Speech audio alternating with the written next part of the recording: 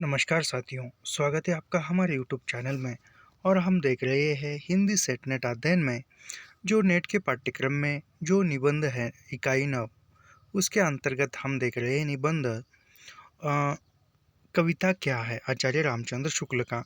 और उसमें आज हम देखने वाले हैं, कल के वीडियो में हमने यहाँ तक देखा था और आज की वीडियो में हम मार्मिक तथ्य से आगे क्या है वह हम देखने वाले हैं।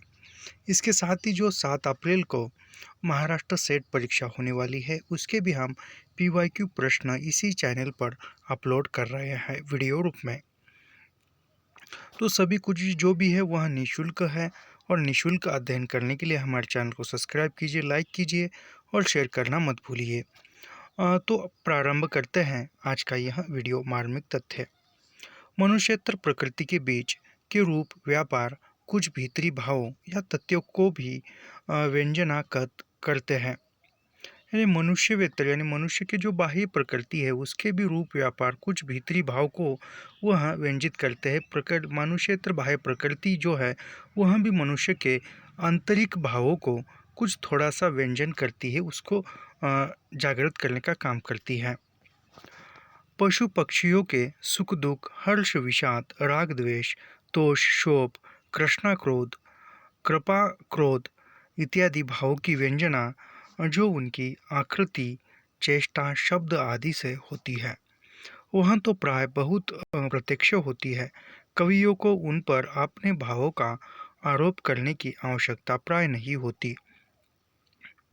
तथ्यों का आरोप या संभावना अवलंबत वे कभी कभी किया करते हैं, पर इस प्रकार का आरोप कभी कभी कथन को काव्य के क्षेत्र से घसीटकर सूक्ति या सुभाषित के क्षेत्र में डाल देता है।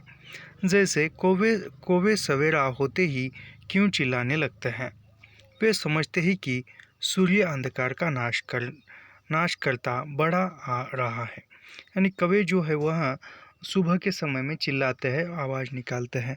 तो वह क्यों चिल्लाते हैं? क्योंकि वह समझते हैं कि सूर्य ने जो है अंधकार का नाश किया हुआ है और सूर्य निकलने से अंधेरा जो है लुप्त हो गया है, छिप गया है।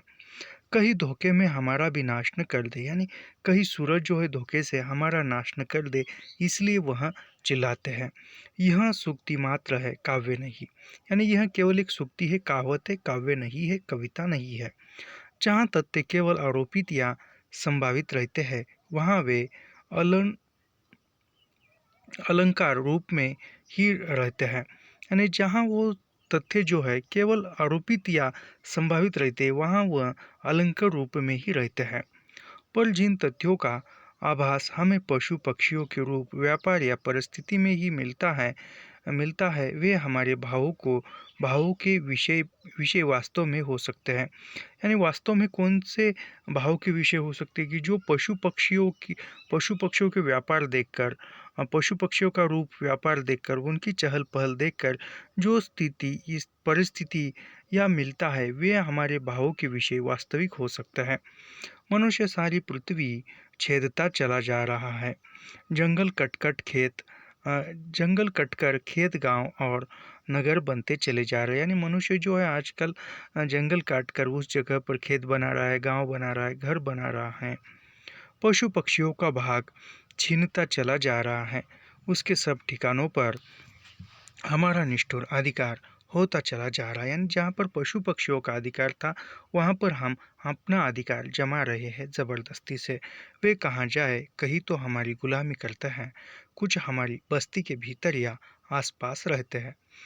यानी पशु पशु पंछी है वह कहाँ जाए, कुछ पशु पंछी है वह तो लुप्त हो चुके हैं, कुछ ये कहीं दूर जाकर बसे, कोई जो है हमारी गुलामी करते, उसमें है गाय जो है हमारी गुलामी करती है, बैल भैंस वह कुछ भी है हमारी गुलामी करते हुए हम में जिंदा है। हम उसके साथ बराबर ऐसा ही व्यवहार करते हैं मानो उन्हें जीने का कोई अधिकार ही नहीं है। इन तथ्यों का सच्चा आभास हमें उनकी परिस्थिति से मिलता है। अंततः उनमें से किसी की चेष्टा विषय में इन तथ्यों की मार्मिक व्यंजना की प्रतीत काव्यानुभूति के अंतर्गत होगी। यह कोई बंदर हमारे सामने से कोई खाने पीने की चीज़ उठा ले जाए और किसी पेड़ के ऊपर बैठ हमें घुड़की दे तो काव्य दृष्टि से हमें ऐसा मालूम हो सकता है कि यहाँ पर पंक्ति देते हैं घुड़की यह अर्थ ओज भरी हरी, जीने का हमारा अधिकार क्या न गया रह गया, क्या न गया रहा। यानी जो बंदर जो है कोई खाने की चीज़ लेकर भाग गया और वह पेड़ पर चढ़कर इस टहनी से उस टहनी से हमें नज़दीक नहीं आने देता। पर प्रतिषेध के प्रसार बीच बीच तेरे नर कीड़ामय जीवन क्रीड़ामय जीवन जीवन उपाय है हमारा यहाँ दानी जो हमारे रहे वे भी दास तेरे हुए, उनकी उदारता भी सकता नहीं तू सह, फूली फली उनकी उमड़ उपकार की तू, छेकता है जाता हम जाए कही तू कही। यानी वो बंदर कहता है कि हमारा जो अन्नदाता था वह प्रकृति, उसको भी तुमने, वह प्रकृति भी तुम्हारी दासी हुई है, तो हम कहाँ जाए, ऐसा वो बंदर पूछ रहा है। पेड़ पौधे लता गुल्म आदि भी इसी प्रकार कुछ भावों या तथ्यों की व्यंजना करते हैं जो कभी कभी कुछ गूढ़ होती है। सामान्य दृष्टि भी वर्षा की भांति झड़ी के पीछे उनके हर्ष और उल्लास को, ग्रीष्म के प्रखर आतप में उनकी शिथिलता और अम्लानता को, शीरीष के कठोर शासन में उनकी दीनता को, मधुकाल में उनके रासानुनाद उमंग और हास को, प्रबल बात भरोस झकोरों में उनकी विकलता को, प्रकाश के प्रति उनकी ललक को देख सकती है। इसी प्रकार भावुकों के समझ में वे अपनी रूप चेष्टा आदि द्वारा कुछ मार्मिक तथ्यों की भी व्यंजना करते हैं। हमारे यहाँ के पुराने अनियुक्तिकारों ने हमारे यहाँ के जो पुराने अनियुक्तिकार थे उन्होंने कहीं कहीं इस व्यंजना की ओर ध्यान दिया है। कहीं कहीं का मतलब यह है कि बहुत जगह उन्होंने अपनी भावना का आरोप किया है, उनकी रूप चेष्टा या परिस्थिति से तथ्य चयन नहीं। यानी उन्होंने अपने खुद के ही भावों को चित्रित किया है, परिस्थितियों के अनुकूल भावों को व्यंजित नहीं किया है। मार्मिक तथ्य सामने आते हैं। कोसों तक फैले कड़ी धूप में तपते मैदान के बीच एक अकेला वट वृक्ष दूर तक छाया फैलाए खड़ा है। हवा के झोंकों से उसकी टहनियाँ और पत्ते हिल हिल कर मानो बुला रहे हैं। यानी वह एक जगह पर वट वृक्ष है, जो बरगद का पेड़ है वह है, और उसकी टहनियाँ फैली और हवा आने के पर वो टहनियाँ झूलती है, हिलती है, तो मानो ऐसा लगता है कि वो वट वृक्ष का जो पेड़ है, बरगद का जो पेड़ है वह हमें बुला रहा है और उसकी ओर बढ़ते हैं, यानी उसकी ओर जाते हैं।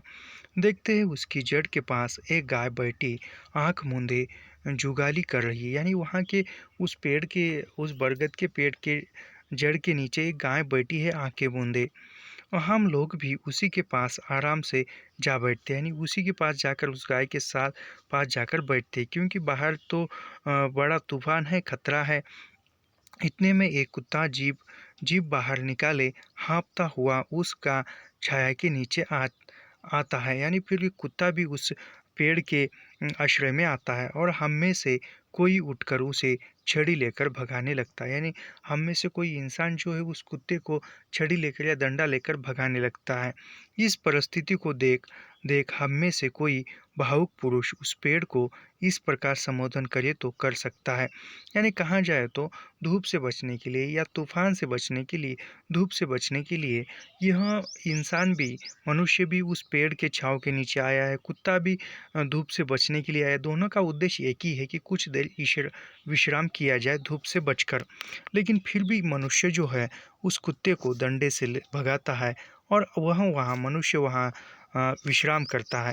तो कहा जाए तो एक सजीव या पशु जो है, पशु कुत्ता भी है और इंसान भी है, लेकिन इंसान जो है किस प्रकार प्राणियों के साथ व्यवहार करता है, और उसमें किसी भावुक इंसान को कहना है पेड़ से, तो वह इस प्रकार कहेगा कविता के माध्यम से। काया की न छाया यह केवल तुम्हारी द्रुम, अंतस के मर्म का प्रकाश यह छाया है, भरी है इसी में वह स्वर्ग स्वप्न धारा अभी, जिसमें न पूरा नर बह पाया है। शातिसार शीतल प्रसार यह छाया, धन्य प्रीति सा पसारे इसे कैसी हरि काया है। हे नर तू प्यारा इस तरु का स्वरूप देख, देख फिर घोर रूप तूने जो कमाया है। ऊपर नर क्षेत्र और मनुष्येतर सजीव दृष्टि के क्षेत्र का उल्लेख हुआ है। यानी ऊपर जो मनुष्येतर का प्रकृति है उसका नर क्षेत्र और मनुष्येतर सृष्टि का चित्रण दोनों का हुआ है। काव्य दृष्टि कभी तो इस पर अलग अलग रहती है, यानी काव्य दृष्टि जो है अलग अलग रहती है। कभी समष्टि रूप में समस्त जीवन क्षेत्र पर, यानी काव्य काव्य सृष्टि जो है कभी कभी समष्टि रूप में जीवन के सभी क्षेत्र पर पड़ती है। कहने की आवश्यकता नहीं कि विच्छिन्न दृष्टि की अपेक्षा समाविष्ट दृष्टि में अधिक व्यापकता और गंभीरता रहती है। काव्य का अनुशीलन करने वाले मात्र जानते हैं कि काव्य दृष्टि सजीव दृष्टि तक ही बद्ध नहीं रहती, वह प्रकृति के उस भाग की ओर भी जाती है जो निर्जीव या जड़ कहलाता है।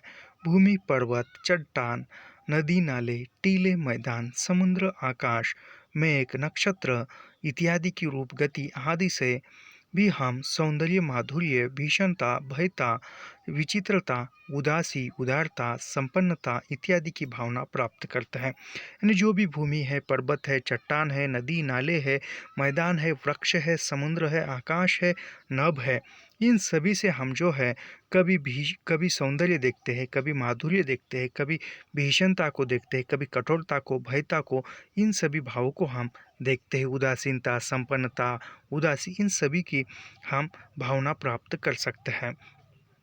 कड़कड़ाती धूप के पीछे उमड़ती हुई घटा की श्यामल स्निग्धता और शीतलता का अनुभव मनुष्य क्या, पशु पक्षी पेड़ पौधे तक करते हैं। यानी जो कहा जाए तो कड़कड़ाती धूप के पीछे वो, यानी कड़ी धूप में जो श्यामलता सामने आती है, स्निग्ध आती है, शीतलता, उसको पशु पक्षी सब कुछ जो है उस पेड़ पौधे तक वह स्निग्धता जो है, स्नेह जो है, वह करुण उसको स्वीकार करते हैं, अनुभव करते हैं। आपने इधर उधर हरी भरी लहलहाती प्रफुल्लता का विधान करती हुई नदी की अविराम अविराम जीवन धारा हमें भी द्रवित औदार्य का दर्शन करते हैं। यानी जो शांत तरह से बहने वाला जो नदी का प्रवाह है, धारा है, उस नदी की धारा से भी हमें कभी कभी औदार्य रूप देखने को मिलता है। जैसे बारिश के दिनों में बाढ़ आ जाए, तब आप जो शांत तरह के साथ बहती हुई नदी की जो धारा है, वह बाढ़ आने के बाद देखिए कि कितना रौद्र रूप धारण करती है, एक डरावना दृश्य देखने को मिलता है।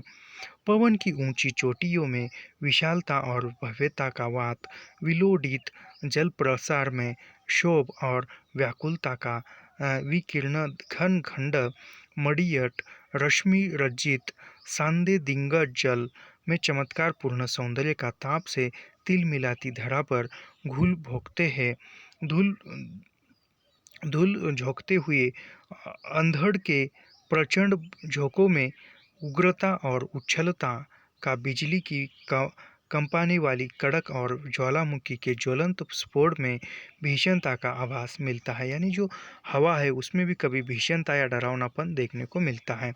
ये सब विश्वरूपी महाकाव्य की भावनाएं या कल्पनाएं, यानी यह सब जो कुछ भी है, डरावना रूप पेड़ पौधों का या प्रकृति का, यह सब एक महाकाव्य की भावनाएं या कल्पनाएं हैं। स्वार्थ भूमि से परे पहुँचे हुए सच्चे अनुभूति योगी या कवि इनके दृष्टा मात्र होते हैं। जड़ जगत के भीतर पाए जाने वाले रूप, व्यापार, परिस्थितियाँ अनेक मार्मिक तथ्यों की भी व्यंजना करती है। यानी जो सारे जगत के भीतर जो देखने को मिलती है, उसमें रूप है, व्यापार है, परिस्थितियाँ, इन सभी की जो मार्मिक तथ्य है उसकी व्यंजना करती है। जीवन में तथ्यों के साथ उनके साम्य का बहुत अच्छा मार्मिक उद्घाटन कहीं कहीं हमारे यहाँ अनियुक्तिकारों ने किया है। जैसे इधर नल क्षेत्र के बीच देखे है तो कुछ समृद्धि और संपन्नता की दशा में दिन रात घेरे रहने वाले स्मृति का, स्तुति का खासा कोलाहल खड़ा करने वाले विपत्ति और दुर्दिन में पास नहीं फटकते, उधर जड़ जगत के भीतर देखते हैं तो मरे हुए सरोवर के किनारे जो पक्षी बराबर कलरव करते रहते हैं, वे उसके सूखने पर अपना अपना रास्ता लेते हैं। यानी जो सरोवर के किनारे या समुद्र के किनारे या नदी के किनारे जो पशु पक्षी है वह रहते हैं, अपना घोंसला बनाते हैं। जो पानी में रहते हैं जैसे हंस हो या अन्य कोई पक्षी, वो जब वो सरोवर सूख जाता है तब वो पशु पक्षी जो जो जब पानी के सहारे रहने वाले जो पशु थे या पक्षी थे, वह किसी और अपना रास्ता खोजते हैं। यानी जहाँ पर पानी है वहाँ जाने का प्रयास करता है। उसी के आधार पर यह पंक्तियाँ, कोलाहल सुन खनक कोलाहल सुन खगन के सरवर, जनी अनुरागी, ये सब स्वार्थ के सखा, दुर्दिन है त्यागी, तो तेरे सब जय जय है, दुरही ते तजी आस, पास कोई नहीं। यानी कहा जाए तो सुख के समय में सभी सभी के साथ रहते हैं, लेकिन दुख के समय कोई किसी का नहीं होता।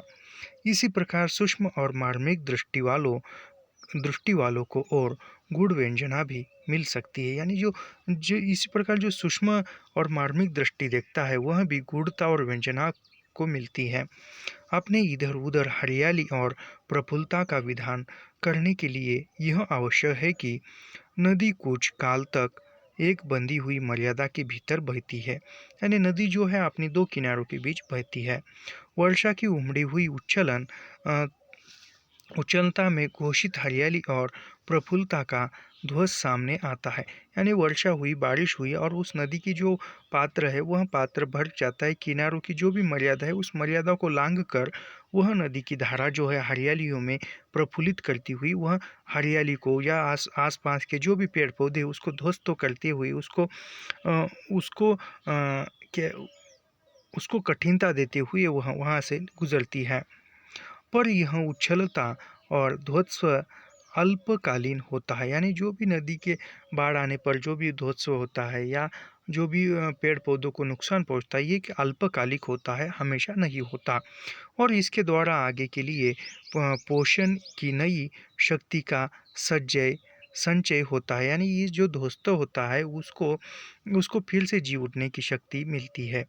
उच्छलनता नदी की स्थायी वृत्ति नहीं है। यानी जो नदी में बाढ़ आना या नदी का एकदम भयानक रूप में परिवर्तित हो जाना, एक उसकी स्थायी वृत्ति नहीं है, एक अचानक बदलाव आया हुआ है।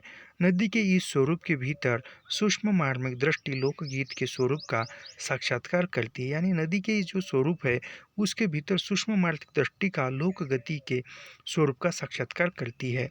लोक जीवन की धारा जब एक बंदे मार्ग पर कुछ काल तक अबाध गति से चलने पाती है तभी सभ्यता के किसी रूप का पूर्ण विकास और उसके भीतर सुख शांति की प्रतिष्ठा होती है। जब जीवन प्रवाह क्षीण और असक्त पड़ने लगता है और गहरी विषमता आने लगती है, तब नई शक्ति का प्रवाह फूट पड़ता है। यानी नई शक्ति कब आती है? जब जीवन प्रवाह क्षीण और अशक्त हो पड़ने लगता है। यानी जीवन का जो प्रवाह है वह प्रवाह जब खंडित पड़ने लगता है, वह अशक्त या खंडित पड़ने लगता है, रुकने लगता है और गहरी विषमता आने लगती है। यानी गहरी विषमता जो है वह हमें देखने सामने आती है, तब नई शक्ति का प्रवाह फूट पड़ता है। तब हमारे बीच में उस जो भी कठिनाई आई है उसका प्रतिरोध करने की, उसका विरोध कर उसको पीछे उस पर पैर रखकर आगे बढ़ने की हमारे अंदर शक्ति या ऊर्जा अपने आप आती है, जिसके वेग की उच्छलनता के सामने बहुत कुछ ध्वस्त भी होता है। पर यह उच्छलन वेग जीवन का या जगत का नित्य स्वरूप नहीं। यानी यह जो उच्छलन वेग है वह जीवन या जगत का हमेशा का वह नहीं है, वह कुछ क्षणिक होता है। पहले कहा जा चुका है कि नर क्षेत्र के भीतर वृद्ध रहने वाली काव्य दृष्टि की अपेक्षा संपूर्ण जीवन क्षेत्र और समस्त चराचर के क्षेत्र से मार्मिक तथ्यों का चयन करने वाली दृष्टि उत्तर उत्तर अधिक व्यापक और गंभीर कही जाएगी। यानी पहले भी कहा जा चुका है जो नर क्षेत्र के भीतर वृद्धि रहने वाली है वह काव्य दृष्टि की अपेक्षा संपूर्ण जीवन क्षेत्र में ही रहती है, समस्त चराचर में वह देखने को मिलती है। जब कभी हमारी भावना का प्रसार इतना विस्तीर्ण और व्यापक होता है, जब कभी हमारी भावना जो होती है मन की, उस भावनाओं का विस्तार विस्तीर्ण या व्यापक होता है कि हम अनंत व्यक्त सत्ता के भीतर नर सत्ता के स्थान का अनुभव करते हैं। जब कभी वह हमारी भावों की सत्ता या भाव जो है विस्तीर्ण होते हैं, तब जाकर हम कभी व्यक्ति सत्ता के भीतर नर सत्ता का स्थान अनुभव करते हैं, यानी हमारे नर का भी कोई स्थान है ऐसा हम महसूस करते हैं। तब हमारी पार्थक्य बुद्धि का परिहास हो जाता है। उस समय हमारा हृदय ऐसी उच्च भूमि पर पहुंचता रहता है जहां उसकी वृत्ति प्रशांत और गंभीर हो जाती है। उसकी अनुभूति का विषय ही कुछ बदल जाता है। तथ्य चाहे नर क्षेत्र के ही हो, चाहे अधिक व्यापक क्षेत्र के हो, कुछ प्रत्यक्ष होते हैं और कुछ गुण। यानी तथ्य जो है, कुछ तथ्य नर क्षेत्र के हो या उससे चाहे अधिक व्यापक क्षेत्र के हो, तथ्य जो है नल क्षेत्र के हो या नल क्षेत्र के बाहर के तथ्य हो, वह कहीं प्रत्यक्ष यानी जो कभी हम उसको देख सकते हैं, उस तथ्य को प्रत्यक्ष वास्तविक रहती है। और कोई जो है गुण, जो मूर्त रूप में, कोई मूर्त और कोई अमूर्त रूप में रहते हैं। जो तथ्य हमारे किसी भाव को उत्पन्न करे, उसे उस भाव का अवलंबन कहना चाहिए। ये देखो इंपॉर्टेंट कथन आया है।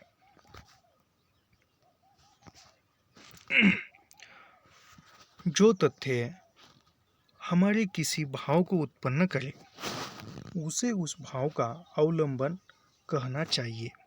जैसे कि बच्चे को देखकर माँ के मन में वात्सल्यता जाग उठती है।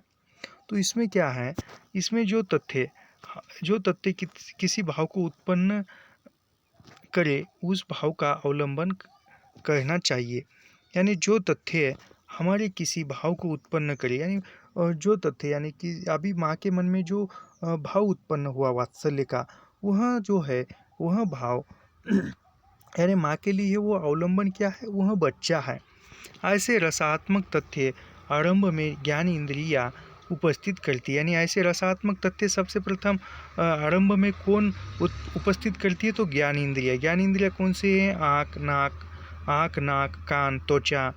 यह जो है हमारी 5 ज्ञान इंद्रिया है।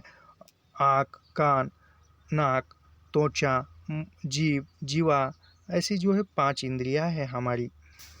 तो यह 5 इंद्रियां उस रसात्मक तथ्यों को उपस्थित करती है। फिर ज्ञान इंद्रियों द्वारा प्राप्त सामग्री से भावना या कल्पना उसकी योजना करती है। फिर सबसे प्रथम रसात्मकता जो है वह 5 ज्ञान इंद्रियों द्वारा पता चलती है, और फिर वह मस्तिष्क जाकर उसकी कल्पना योजना जो है, कल्पना की, वह उत्पन्न होती है। अंत यानी सबसे प्रथम बच्चों को माँ का जो है नेत्र, माँ जो है बच्चों को आँख से देखती है, और फिर उसके मन में कल्पना जगती है, और फिर भावनात्मकता जगने के बाद फिर हृदय में करुणा जो है उत्पन्न होती है। अंत यह कहा जा सकता है कि ज्ञान ही भावों के संचार के लिए मार्ग खोलता है। यानी ज्ञान ही भावों के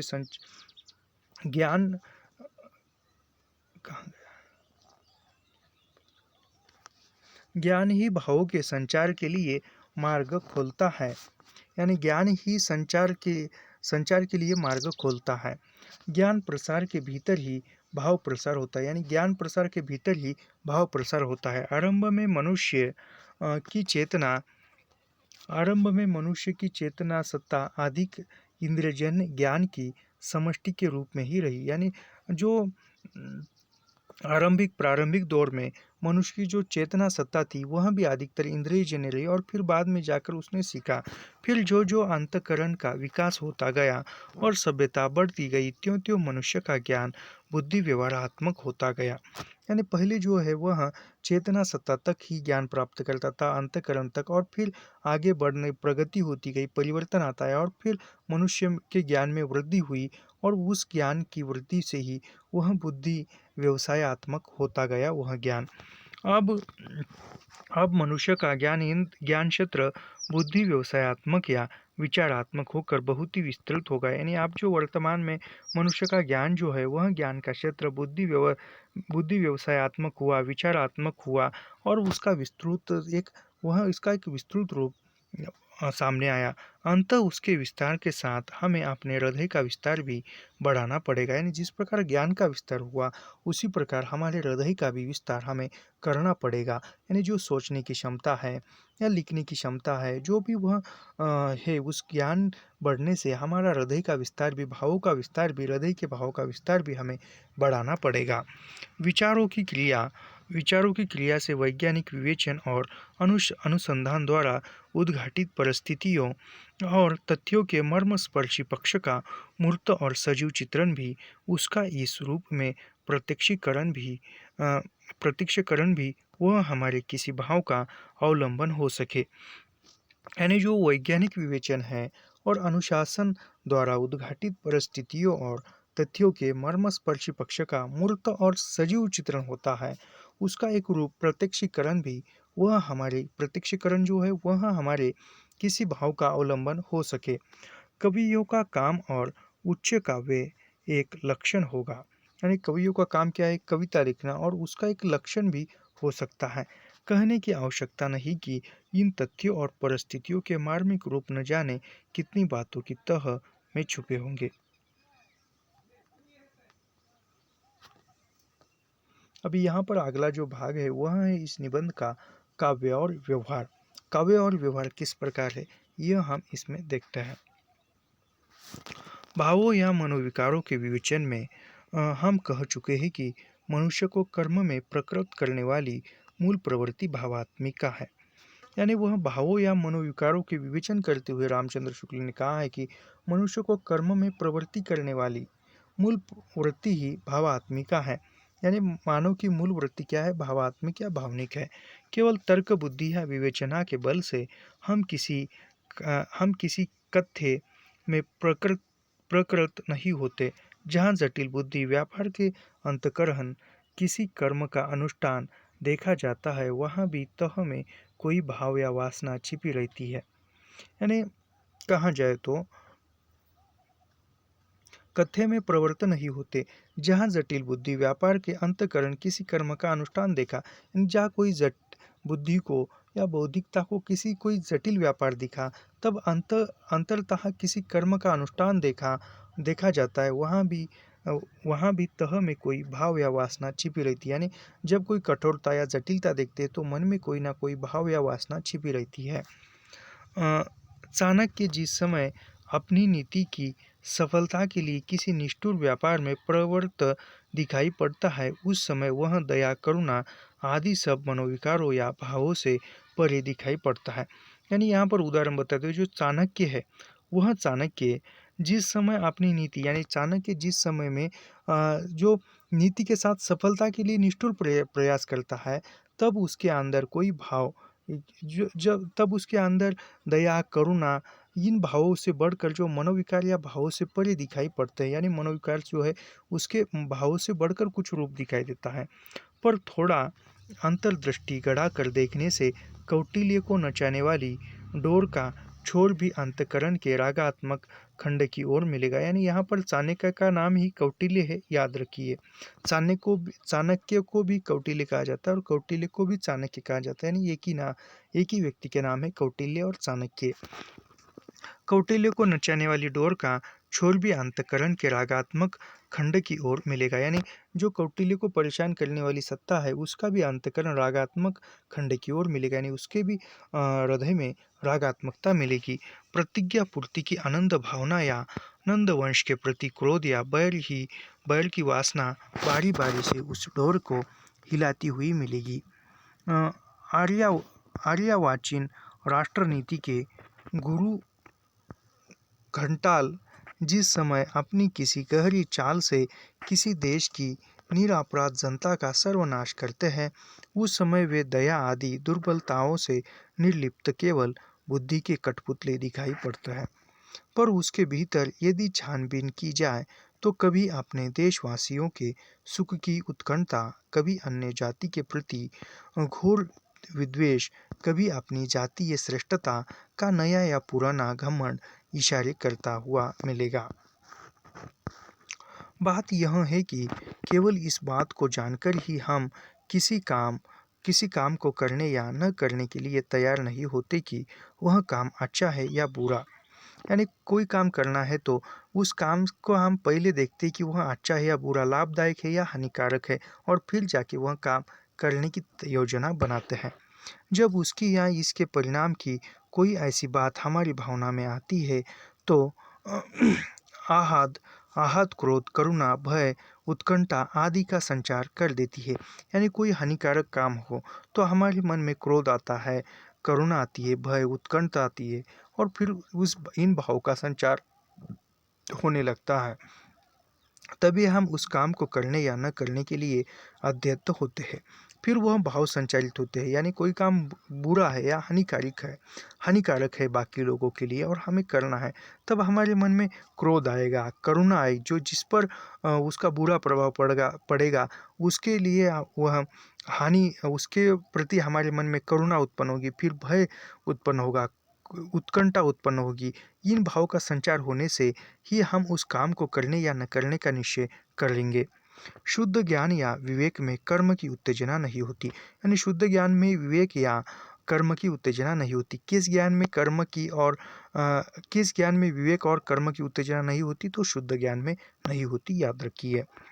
कर्म प्रकृति के लिए मन में कुछ वेग का आना आवश्यक है। यानी कर्म प्रकृति के लिए, कर्म करने के लिए मन के अंदर कुछ वेग का आना आवश्यक है। यानी कर्म करने के लिए मन के अंदर किसी न किसी भाव का जगना आवश्यक होता है। यदि किसी जन समुदाय के बीच कहा जाए कि अमुक देश तुम्हारा इतना रुपया प्रतिवर्ष उठा ले जाता है, तो संभव है कि उस पर कुछ प्रभाव न पड़े। यानी किसी समुदाय के सामने कहा हमने कि जो फलाना जो देश है या हमारा पड़ोसी देश या कोई अन्य देश जो है, वह हमारा जो रुपया पैसा है प्रतिवर्ष जो कुछ भी है, कुछ उसका हिस्सा है, जितना हिस्सा है उतना वह लेकर लेकर जाता है, तो उस समुदाय पर कुछ प्रभाव न पड़े। पर यदि दारिद्र्य और अकाल का भीषण और करुण दृश्य दिखाया जाए, पेट की ज्वाला से जले हुए कंटाल कल्पना के सम्मुख रखे जाए और भूखे से तड़पते हुए बालक के पास बैठी हुई माता का अश्रु क्रंदन सुनाया जाए, तो बहुत से लोग क्रोध और करुणा से व्याकुल हो उठेंगे और दशा को इस दशा को दूर करने का यदि उपाय नहीं तो संकल्प अवश्य करेंगे। यानी कहा कि हमारा जो पड़ोसी देश है वह हमसे जो भी उसका हिस्सा है या पैसे वो लेगा, रुपया लेगा, तो वह कुछ अन्य वहाँ पर जो समुदाय है या कुछ लोग हैं वह क्रोधित नहीं होंगे, लेकिन उन लोगों के सामने यह पैसे ले जाने के बाद पर दूसरा देश जो है, यह कल्पना उसके या चलचित्र उसके मन में आएगा या कल्पना उनके हृदय में आएगी, मस्तिष्क में आएगी कि फिर वो अकाल आ जाएगा, फिर दरिद्रता आ जाएगी, अकाल आ जाएगा, बच्चे भूख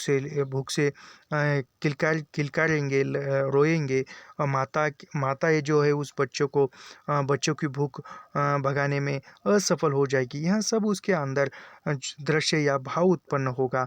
उन भावों को देखकर व्याकुलता, करुणा, यह सब कुछ भाव उत्पन्न होंगे, तब उसके मन में क्रोध अवश्य ही आएगा और वह संकल्प करेंगे कि इस पर कुछ ना कुछ उपाय करना चाहिए। पहले ढंग की बात कहना राजनीतिज्ञ या अर्थशास्त्री का काम है। यानी कहाँ पहले की बात, यानी जो हमारा देश है या कोई देश है वह हमसे इतना रुपया प्रतिवर्ष लेता है, यह बात जो है कि राजनीतिज्ञ की है या अर्थशास्त्र की है। लेकिन और पिछले प्रकार का दृश्य भावना में लाना कवि का अंत या साधारण की काव्य व्यवहार का बाधक है। यानी पहली जो भावना है, यानी पहली भावना कौन सी है कि जो अमुक देश है वह हमसे प्रतिवर्ष इतना इतना रुपया ले जाएगा, यह जो है इस बात को, जो देश है वह हमसे पैसे लेगा, इस इस बात को या इस स्थिति को भावना के अंतर्गत लाना या भावनिक होकर लिखना, यह काव्य व्यवहार का बाधक है। यह कवि पर निर्भर रहता है। भावना में लाना कवि का अंत यह साधारण कि काव्य व्यवहार का बाधक है। उसके अनुशीलन से अकर्मण्यता आती है, ठीक नहीं। कविता को भाव प्रसार द्वारा कर्मक के लिए कर्म क्षेत्र का और विस्तार कर देती है। उक्त धारणा का आधार यदि कुछ हो सकता है तो यही कि जो भावुक या सहृदय होते हैं अथवा काव्य के अनुशीलन से जिसके भाव प्रसार का क्षेत्र विस्तृत हो जाता है, उसकी वृत्तियाँ उतनी स्वार्थबद्ध नहीं रह सकती। कभी कभी वे दूसरे का भी दुखने के डर से आत्मगौरव, कुल गौरव या जाति गौरव के ध्यान से अथवा जीवन के किसी पक्ष की उत्कर्ष भावना में मौन होकर अपने लाभ के कर्म में तत्पर या उससे विरत देखे जाते हैं। अंतः यथोगम से हष्ट सो कार्य साधने के अनुयायी का काशी के ज्योतिषी और कर्मकांडी, कानपुर के बनिए और दलाल कचहरियों के मामले और मुख्तार ऐसा कोई कार्य ब्रह्मशंकारी, मूर्ख, गिरे, निठल्ले या तख्त उल हवास समझ सकते हैं। नहीं पढ़ने में क्यों दिक्कतें आ रही है, तो ये देखो यहाँ पर समझ सकते हैं। अभी ये समझ शब्द ये क्या है तुरंत समझ में नहीं आ रहा, क्योंकि ये देखिए कैसा है। यहाँ पर क्या है समझ, ये ऐसे जो है यह ऐसे शब्द आते हैं तो पढ़ने में।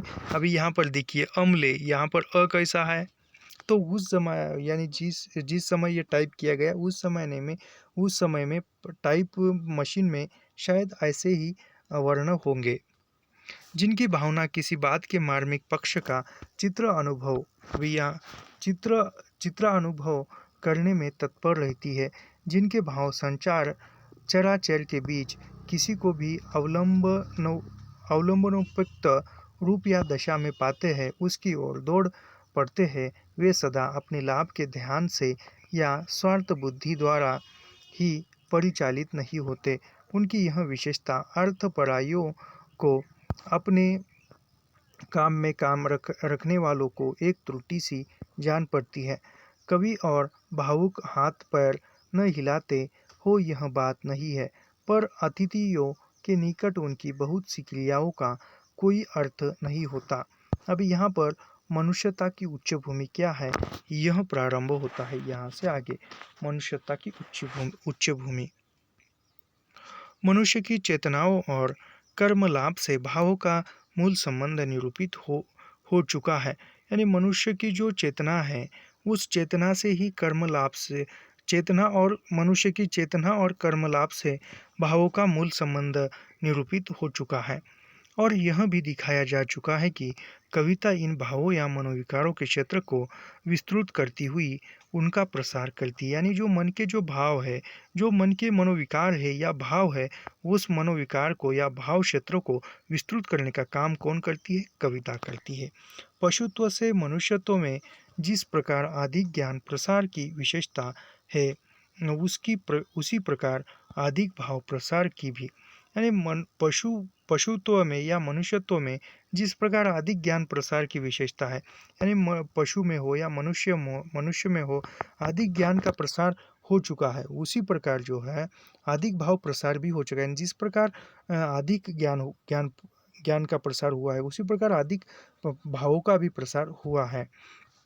पशुओं के प्रेम की पहुंच प्राय अपने जोड़े बच्चों या खिलाने पिलाने वालों तक ही होती है। यानी पशु के प्रेम करने की सीमा कहाँ तक या पशुओं के प्रेम की पहुंच कहाँ तक है, समझो कहाँ तक है। उनके जोड़े यानी जो अपनी जोड़ी, जैसे कि बैलों की दो जोड़ी है तो वह दोनों बैल दोनों के प्रति एक दूसरे के मन में प्रेम हो गए हृदय में। जैसे उनके बच्चे, गाय का बछड़ा हो या बकरी का बच्चा हो, फिर उसके मालिक खिलाने पिलाने वाले तक ही सीमित होते हैं। यानी पशु जो है खिलाने पिलाने वाले, उसके मालिक जो उसको खिलाते हैं पिलाते हैं, पानी पिलाते हैं, चारा डालते हैं, घास डालते हैं, उसकी मालिश करते हैं, तो वहाँ तक उस मालिक तक ही उनका प्रेम सीमित रहता है। अपने बच्चों तक प्रेम सीमित रहता है। अपनी जो भी जोड़ी, जैसे कि बैलों की जोड़ी रहती है, वहाँ तक ही वह उसका प्राणियों का प्रेम सीमित उसी तक रहता है। इसी प्रकार उसका क्रोध भी अपने सताने वालों तक ही जाता है। यानी प्राणियों का क्रोध जो है, गुस्सा जो है, उनको सताने वाले तक ही जाता है। यानी कहा जाए तो समझो एक कुत्ता है, एक कुत्ता अपने अपनी जगह पर सोया हुआ है आराम से, और उसको किसी ने एक पत्थर मारा, तो वह जो कुत्ता है जिसने पत्थर मारा उसी पर क्रोध प्रकट कर भौंकेगा या उसके पीछे भागेगा। स्वर्ग या पशु मात्र को सताने वालों तक नहीं, पशुता पर मनुष्य में ज्ञान प्रसार के साथ साथ भाव प्रसार भी क्रमशः बढ़ता गया। यानी स्ववर्ग या पशु मात्र को सताने वालों तक नहीं पहुंचता, पर मनुष्य में ज्ञान प्रसार के साथ साथ भाव प्रसार भी क्रमशः बढ़ता गया। जिस प्रकार मनुष्य में ज्ञान प्रसार होता गया, जिस प्रकार मनुष्य के अंदर ज्ञान बढ़ता गया, उसी प्रकार मनुष्य अंदर भाव का जो प्रसार है या भाव भी बढ़ते गए, क्रमशः बढ़ता गया।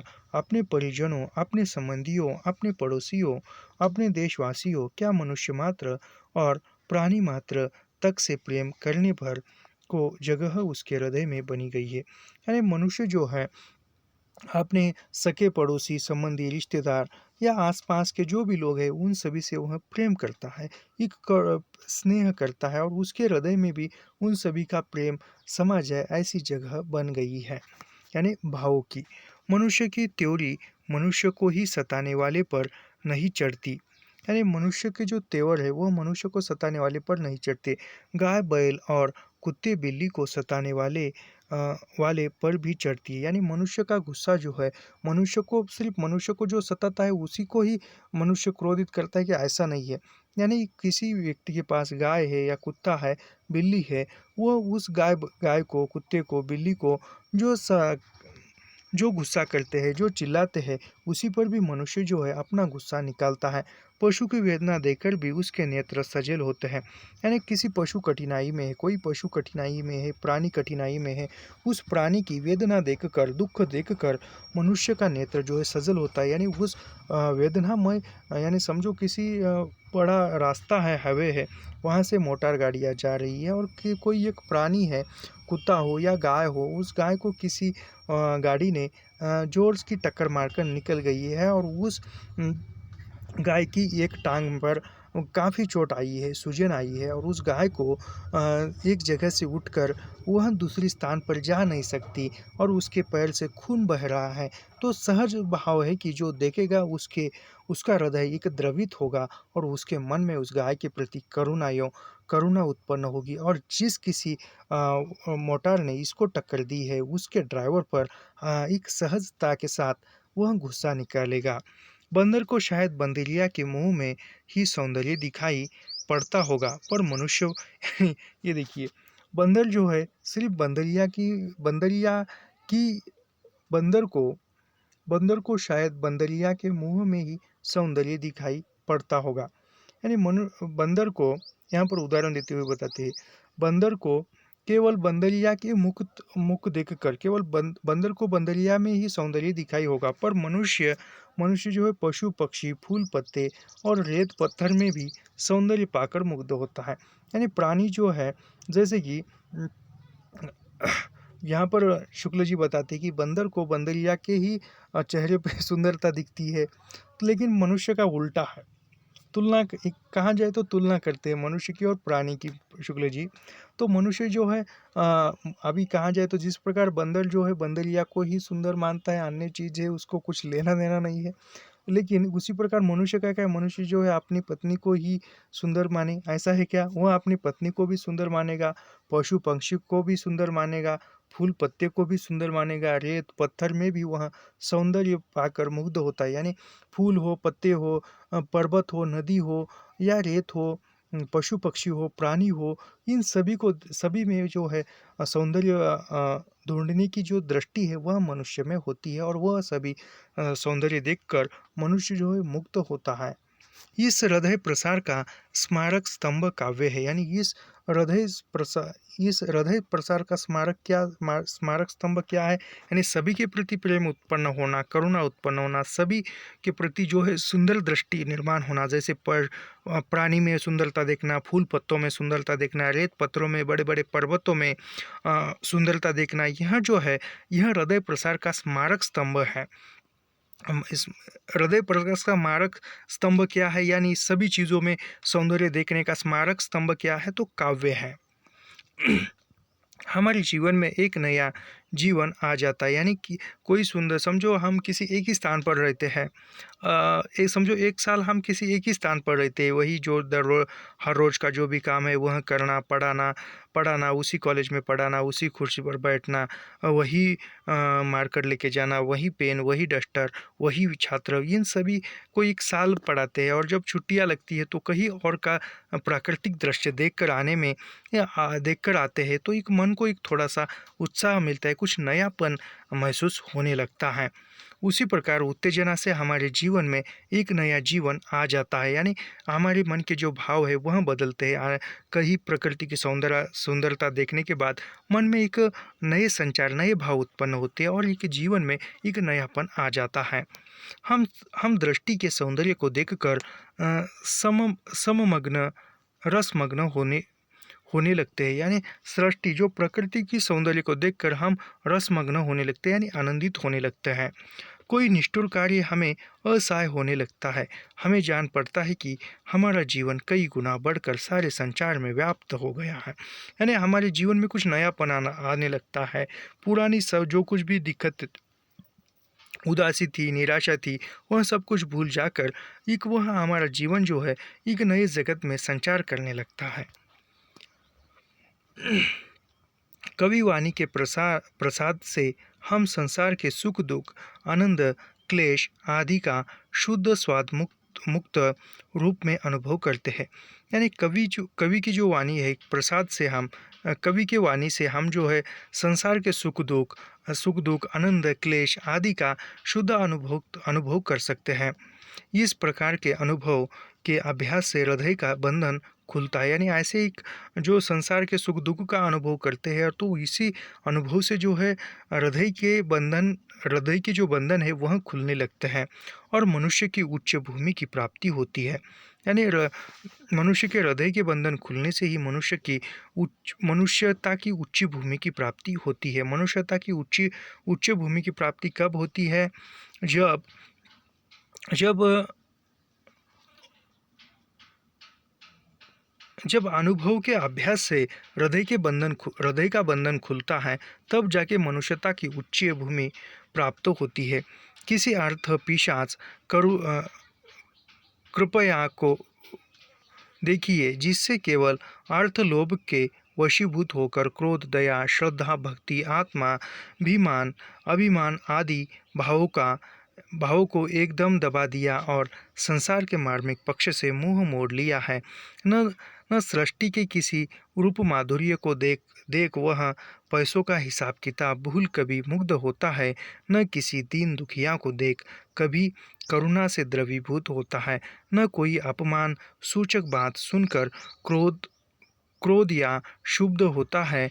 यदि इससे किसी लोह हर्षण अत्याचार की बात कही जाए तो वह मनुष्य धर्मानुसार क्रोध या घृणा प्रकट करने के स्थान पर रुखाई के साथ कहेगा कि जाने दो, हमसे क्या मतलब, चलो अपना काम देखें। यह महा भयानक मानसिक रोग है। यानी कोई दृश्य देखते, चाहे सुख का हो या दुख का हो, आनंद का हो या खुशी का हो, तो वह देखते हैं और हम वह देखकर कहते कि चलो जाने दो, हमें इससे क्या मतलब। तो यह जो है यह एक भयानक मानसिक रोग है, ऐसा शुक्ल जी कहते हैं।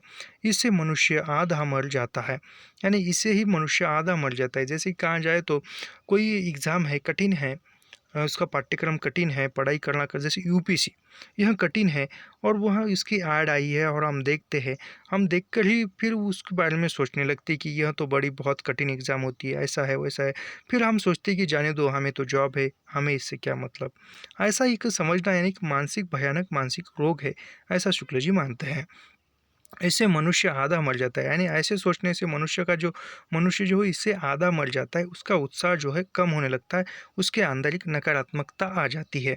इसी प्रकार किसी महाक्रूर पुलिस कर्मचारी को जाकर देखिए, जिसका हृदय पत्थर के समान जड़ और कठोर हो गया है।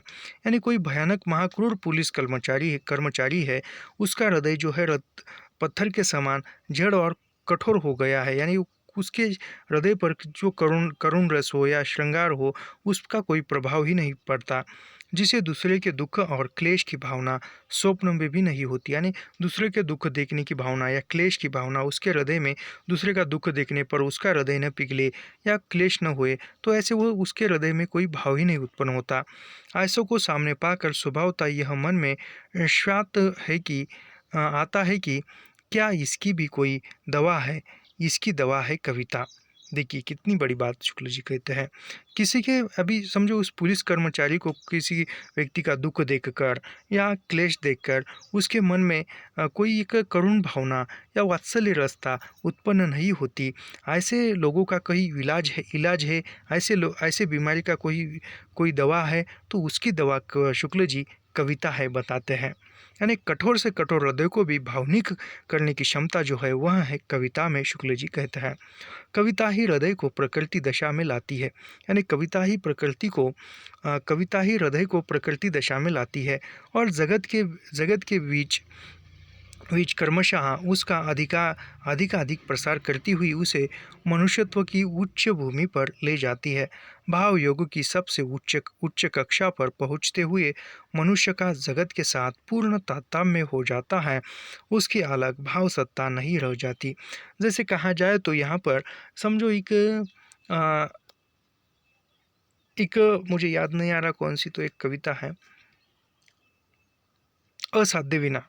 असाध्य विना हम यदि कविता पढ़ते हैं तो पढ़ने के बाद जो प्रियवत की जो साधना है, उस साधना को हम ध्यान मग्न होकर पढ़ते हैं, सहृदयी भाव से पढ़ते हैं, तो वह कविता के भाव जो है आपके मन में आने लगते हैं।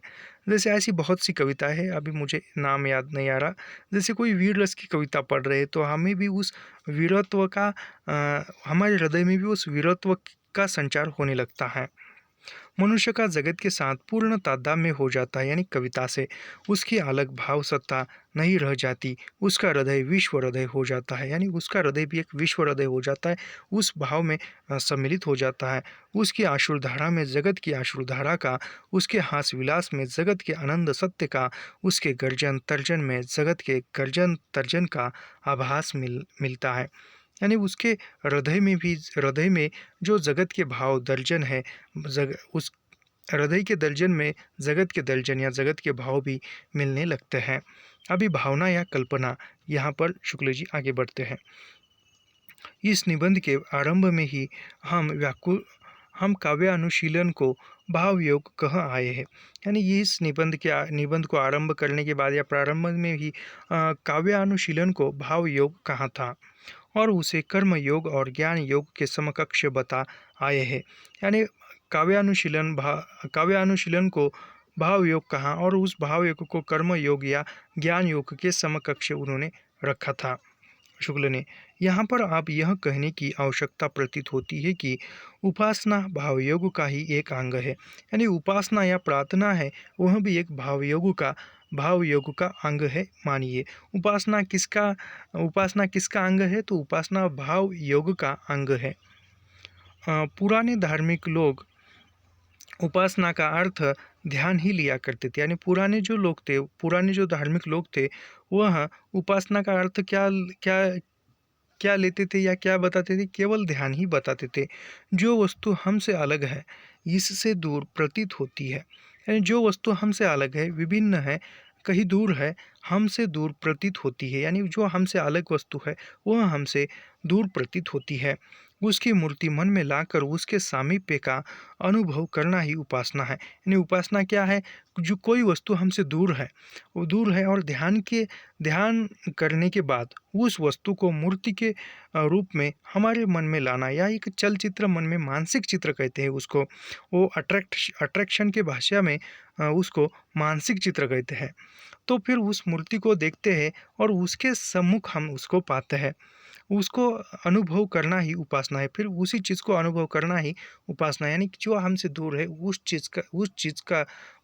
कोई वस्तु हमसे दूर है। समझो एक यहाँ पर उदाहरण दिया जाए तो किसी को रसगुल्ले खाने का बहुत मन कर रहा है, रसगुल्ले उसको बहुत पसंद है और अभी वह रसगुल्ले खाना चाहता है, लेकिन अभी दुविधा यह है कि उसके पास रसगुल्ले नहीं है।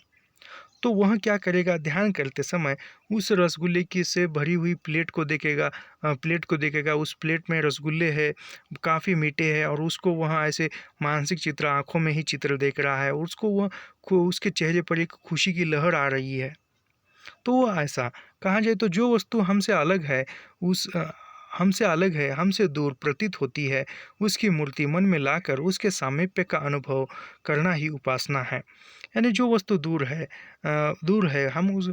है उसका मानसिक चित्र ध्यान द्वारा देखना ही उपासना है।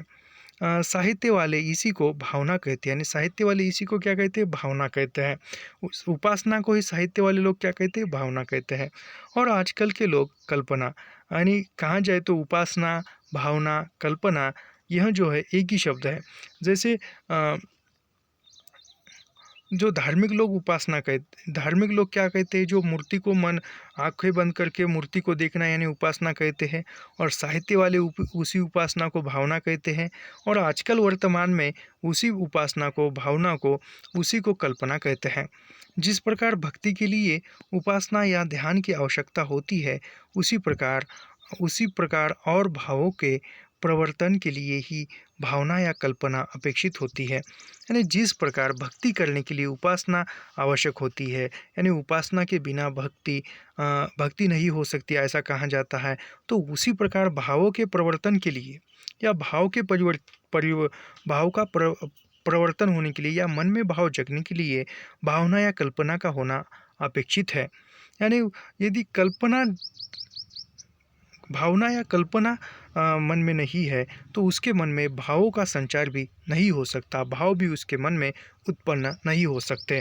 भावना या कल्पना जिसके मन में होती है उसी के मन में भाव होते हैं। जिसकी भावना या कल्पना शिथिल या अशक्त होती है, यानी जिसकी भावना या कल्पना शिथिल होती है, बिल्कुल कम मात्रा में होती है, किसी कविता या सरस उक्ति को पढ़ सुनकर उसके हृदय में मार्मिकता होते हुए भी वैसी अनुभूति नहीं होती। यानी वह जिसके हृदय में किसी की भावना या कल्पना शिथिल होती है, किसी की भावना या कल्पना शिथिल होती है, कम होती है, अशक्त होती है, वह किसी कविता को पढ़कर, सरस उक्ति को पढ़कर, किसी कविता को या सरस उक्ति को पढ़कर या सुनकर उसके हृदय में मार्मिकता होती हुई भी वैसी अनुभूति नहीं आएगी जैसा भाव उस काव्य में रेखांकित किया है। बात यह है कि उसके अंतःकरण में चटपट वह सजीव और स्पष्ट विधान नहीं होता जो भावों को परिचालित कर देता है। कुछ कवि किसी बात के सारे मार्मिक अंगों का पूरे ब्यौरे के साथ चित्रण कर देते हैं, पाठक या श्रोता की कल्पना के लिए बहुत कम छोड़ते हैं, और कुछ कवि कुछ मार्मिक खंड रखते हैं जिन्हें पाठक की तत्पर कल्पना अपने आप पूर्ण होती है। यानी कोई जो कवि है, कोई श्रृंगार का चित्रण है या अन्य कोई चित्रण है तो पूरा वह बताते हैं, पूरा एक एक करके पूरा उसका बता देते हैं कि तो किस किस प्रकार वह दृश्य है।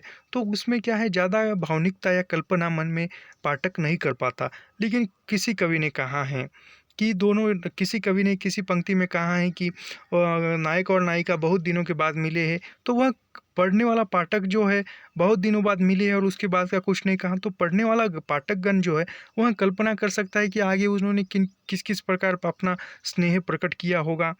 कल्पना दो प्रकार की होती है। अभी देखिए, यह महत्वपूर्ण है, ये परीक्षा में पूछा गया था। कल्पना कितनी प्रकार की होती है, यह भी बहुत बार पूछा गया है। कल्पना दो प्रकार की होती है, एक है विधायक और एक है ग्राहक। कल्पना दो प्रकार की होती है, शुक्ल जी कहते हैं, एक होती है विधायक कल्पना और दूसरी होती है ग्राहक कल्पना, और एक होती है विधायक कल्पना। कवि में विधायक कल्पना अपेक्षित होती है, यानी कवि में कौन सी कल्पना होती है, तो कवि में विधायक कल्पना आवश्यक होती है, और श्रोता या पाठक में अधिकतर, यानी कहा जाए तो कल्पना दो प्रकार की होती है, विधायक कल्पना और ग्राहक कल्पना। कवि में कौन सी कल्पना होती है, कवि में विधायक कल्पना होती है, और श्रोता या पाठक में ग्राहक कल्पना अधिकतर होती है। अधिकतर कहने का अभिप्राय यह है कि यहाँ कवि पूरा चित्रण नहीं करता, वहाँ पाठक या श्रोता को भी करना पड़ता है। यानी कहा जाए तो मैंने अभी कहा कि एक नायक और नायिका बड़े दिनों के बाद मिले हैं, और वहाँ उतना ही कहा है कवि ने, और उसके बाद का चित्रण कवि नहीं करता, लेकिन पाठक जो है वह कर सकता है। तो इसीलिए यहाँ पर अधिकतर कहते हैं शुक्ल जी। और से कुछ मूर्ति विधान करना पड़ता है। यूरोपीय साहित्य मीमांसा में कल्पना को बहुत प्रधानता दी गई, यानी यूरोपीय साहित्य मीमांसा में जो यूरोपीय साहित्य मीमांसा थे उन्होंने कल्पना को बहुत प्रधानता दी है। यह दी है भी यह काव्य का अनिवार्य साधन पर है, यानी कल्पना जो है काव्य का अनिवार्य अंग है, साधन पर है, और उसके साथ ही साधना ही साध्य है, यानी साधना ही साध्य है। उपयुक्त विवेचना स्पष्ट है। तो ये आज की वीडियो में हम यहीं पर रुकते हैं, नहीं इतना पढ़ते हैं 2 पंक्तियाँ, और इसके बाद मनोरंजन कल देखते हैं। जैसा कि मनुष्य उपयुक्त विवेचन से स्पष्ट है, किसी प्रसंग के अंतर्गत कैसा ही विचित्र विधान मूर्त विधान हो, पर यदि उसमें उपयुक्त भाव संचार की क्षमता नहीं होती, वह काव्य के अंत तक न होगा। यानी जिस पाठक के अंतर उस काव्य की जैसी भावना नहीं होगी, वह अंत तक कविता न पढ़ेगा। तो यहीं पर आज रुकते हैं, और कल के वीडियो में जो है हम वह मनोरंजन से आगे देखते हैं। तो ऐसे ही लाइन टू लाइन पंक्ति दर पंक्ति अध्ययन करने के लिए हमारे चैनल को सब्सक्राइब कीजिए, लाइक कीजिए और शेयर करना मत भूलिए। मिलते हैं नेक्स्ट वीडियो में, और हाँ, कमेंट करके बताइए कि आपको यह वीडियो कैसा लगा, क्योंकि आपकी कमेंट ही हमारा हौसला है। मिलते हैं नेक्स्ट वीडियो में। धन्यवाद।